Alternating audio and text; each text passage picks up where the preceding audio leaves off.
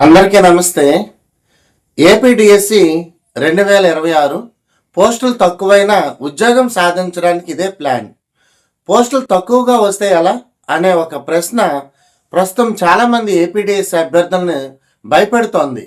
పోస్టులు ఎన్ని వస్తాయో తెలీదు, పోటీ ఎంత ఉంటుందో తెలీదు, మనకు ఉద్యోగం వస్తుందో లేదో తెలీదు. ఇలాంటి ఆలోచనలు రావడం సహజమే.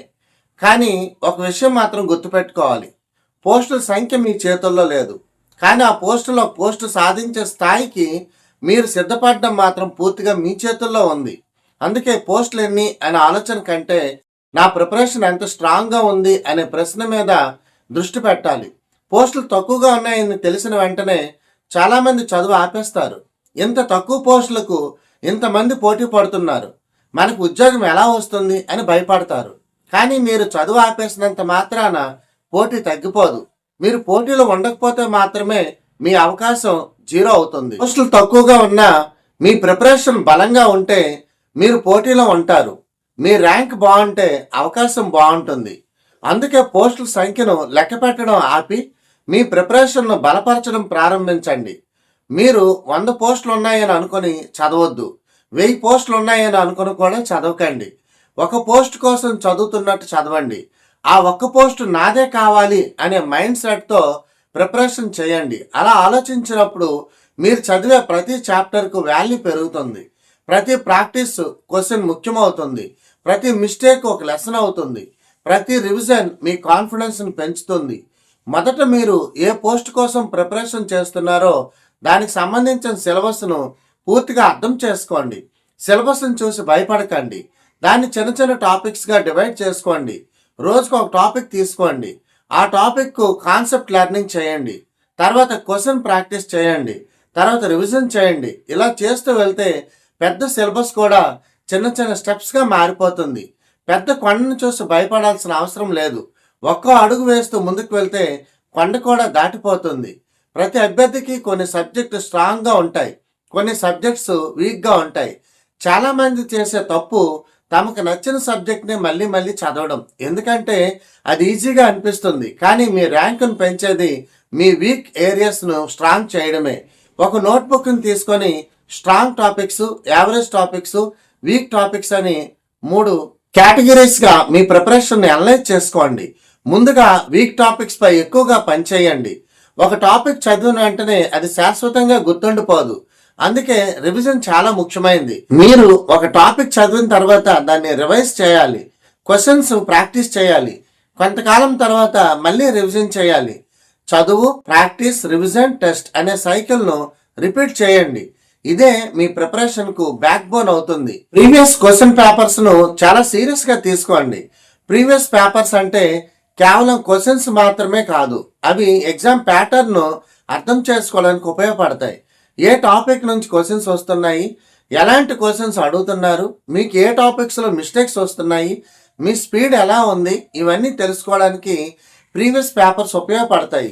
ప్రీవియస్ పేపర్స్ను సాల్వ్ చేయడం మాత్రమే కాదు, అనలైజ్ కూడా చేయాలి. మీరు తప్పు చేసిన ప్రతి క్వశ్చన్ వెనుక ఒక కారణం ఉంటుంది. ఆ కారణాన్ని గుర్తించండి. కాన్సెప్ట్ తెలియక తప్పు చేశారా, కన్ఫ్యూజ్ వల్ల తప్పు చేశారా, తొందరపడి తప్పు చేశారా, క్వశ్చన్ను సరిగ్గా చదవలేదా, కారణం ఏదైనా గుర్తించి మళ్ళీ అదే మిస్టేక్ జరగకుండా చూసుకోండి. పరీక్షల్లో ప్రతి క్వశ్చన్కు టైం ఉంటుంది, కాబట్టి ప్రిపరేషన్ సమయంలోనే టైం మేనేజ్మెంట్ ప్రాక్టీస్ చేయాలి. మొదట సరిగ్గా ఆన్సర్ చేయడం నేర్చుకోండి, తర్వాత వేగంగా ఆన్సర్ చేయడం నేర్చుకోండి. యాక్యురసీ లేకుండా స్పీడ్ పెంచితే మిస్టేక్స్ పెరుగుతాయి. అందుకే మొదట కాన్సెప్ట్ క్లారిటీ, తర్వాత యాక్యురసీ, ఆ తర్వాత స్పీడ్. ప్రతి వారం ఒక సెల్ఫ్ టెస్ట్ పెట్టుకోండి. వారం మొత్తం చదివిన తర్వాత ఒకరోజు మీకోసం టెస్ట్ రాయండి. టెస్ట్ రాసిన తర్వాత మార్క్స్ మాత్రమే చూడకండి. ఎన్ని కరెక్ట్ వచ్చాయి, ఎన్ని రాంగ్ అయ్యాయి, ఎన్ని క్వశ్చన్స్ అటెంప్ట్ చేయలేకపోయారు, ఎందుకు తప్పు జరిగింది అనే 4 విషయాలను అనలైజ్ చేయండి. ఈ అనాలిసిస్ మీ ప్రిపరేషన్లో నిజమైన ఇంప్రూవ్మెంట్ తీసుకొస్తుంది. ఇంకొక ముఖ్యమైన విషయం, సోషల్ మీడియా ఫియర్కు దూరంగా ఉండడం. ప్రతిరోజు పోస్టులు తగ్గిపోయాయి, పోటీ పెరిగిపోయింది, ఈసారి కష్టం, అంతమందికి ఉద్యోగం రాదు, ఇలాంటి మాటలు వింటూ ఉంటే మీ ప్రిపరేషన్ కంటే మీ ఫియర్ పెరుగుతుంది. ఇన్ఫర్మేషన్ తెలుసుకోవడం మంచిదే, కానీ అవసరమైన ఇన్ఫర్మేషన్ మాత్రమే తీసుకోండి. మిగతా సమయంలో పుస్తకంతో ఉండండి. ఎందుకంటే మీ ర్యాంకును సోషల్ మీడియా నిర్ణయించదు, మీ ప్రిపరేషన్ నిర్ణయిస్తుంది. ఒక చిన్న విషయం గుర్తుంచుకోండి. ఒక పరీక్షకు 2 అభ్యర్థులు సిద్ధమయ్యారు. మొదటి వ్యక్తి ప్రతిరోజు ఈసారి పోస్టులు చాలా తక్కువ అని ఆలోచిస్తూ భయపడ్డాడు. రెండో వ్యక్తి కూడా పోస్టులు తక్కువగా ఉన్నాయని తెలుసుకున్నాడు. కానీ అతను పోస్టులు తక్కువైనా ఒక పోస్ట్ నాకు కావాలని అనుకున్నాడు. మొదటి వ్యక్తి పోటీని చూశాడు, రెండో వ్యక్తి తన ప్రిపరేషన్ చూశాడు. పరీక్ష వచ్చినప్పుడు ఒకరు పోస్టుల సంఖ్యను లెక్క పెట్టారు, మరొకరు తన మార్క్స్ను లెక్క పెట్టాడు. ఇక్కడే డిఫరెన్స్ ఉంది. మీరు కూడా రెండో వ్యక్తిలా ఉండాలి. మీకు ఎన్ని పోస్టులు వస్తాయో తెలియకపోవచ్చు, కానీ మీ ప్రిపరేషన్ ఎలా ఉండాలో మీకు తెలుసు. మీకు పోటీదారులు ఎంతమంది ఉంటారో తెలియకపోవచ్చు, కానీ మీరు రోజుకి ఎన్ని గంటలు చదవాలో నిర్ణయించుకోవచ్చు. మీ ర్యాంక్ ఏమవుతుంది ఇప్పుడు తెలియకపోవచ్చు, కానీ ఈరోజు మీరు ఎంత ప్రిపరేషన్ చేస్తారో మాత్రం మీ చేతుల్లోనే ఉంది. నాకు చాలా లేట్ అయిపోయింది అని అనుకునే వారికి ఒక మాట, మీరు ఇప్పటి వరకు చదవలేదా? పర్వాలేదు, ఇప్పుడే మొదలు పెట్టండి. ఇప్పటికే కొంత ప్రిపరేషన్ చేశారా? అద్భుతం. ఇప్పటి నుంచి దాన్ని సిస్టమేటిక్గా మార్చండి. ఇంతకుముందు ఎన్నిసార్లు ప్రయత్నించినా సక్సెస్ రాలేదా?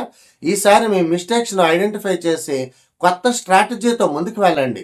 లేట్ అనేది క్యాలెండర్లో ఉండదు, మనం ప్రారంభించకుండా ఉన్నప్పుడే లేట్ అవుతుంది.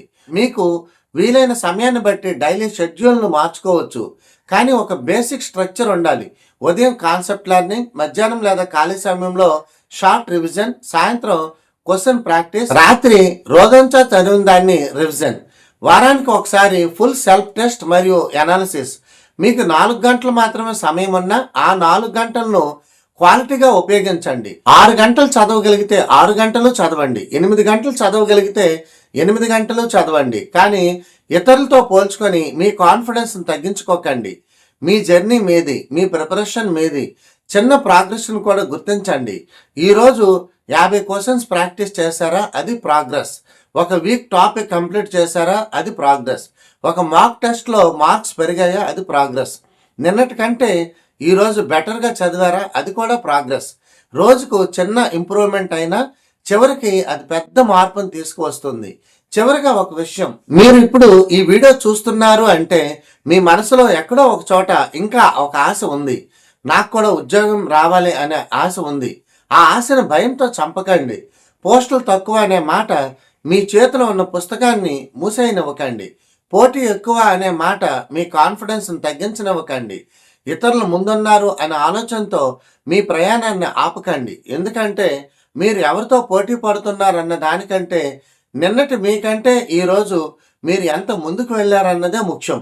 పోస్టులు తక్కువగా ఉండొచ్చు, పోటీ ఎక్కువగా ఉండొచ్చు, అవకాశం చిన్నదిగా కనిపించవచ్చు, కానీ మీ కళ మాత్రం చిన్నది కాదు. అందుకే పోస్టులను లెక్క పెట్టడం ఆపండి, మీ ప్రిపరేషన్ లెక్క పెట్టడం ప్రారంభించండి. ఈరోజు ఎన్ని గంటలు చదివారు, ఎన్ని క్వశ్చన్స్ ప్రాక్టీస్ చేశారు, ఎన్ని మిస్టేక్స్ కరెక్ట్ చేసుకున్నారు, ఎన్ని టాపిక్స్ కంప్లీట్ చేశారు, అదే మీ అసలు ప్రోగ్రెస్.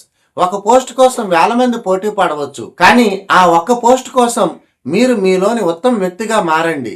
నోటిఫికేషన్ వచ్చిన తర్వాత ఇప్పుడు ఎలా చదవాలి అని ఆలోచించే అభ్యర్థిగా కాకుండా నేను ఇప్పటికే సిద్ధంగా ఉన్నాను అని చెప్పే అభ్యర్థిగా ఉండండి. మీ భయం మీ బలహీనత కాదు, ఆ భయాన్ని మీ మోటివేషన్గా మార్చుకోండి. పోస్టులు తక్కువైనా మీ ప్రిపరేషన్ మాత్రం తక్కువగా ఉండకూడదు. ఈరోజే ప్రారంభించండి. మీకు కావాల్సింది 1000 పోస్టులు కాదు, మీకు కావాల్సింది ఒక మంచి ర్యాంక్. ఆ ర్యాంక్ కోసం ఈ రోజు నుంచే పోరాటం చేయండి. మీ విజయాన్ని మీరు ముందుగానే నిర్ణయించుకోండి. ఏపీడిఎస్సి 2026 కోసం ప్రిపేర్ అవుతున్నటువంటి ప్రతి ఒక్కరికి కూడా ఆల్ ద బెస్ట్. ధన్యవాదాలు.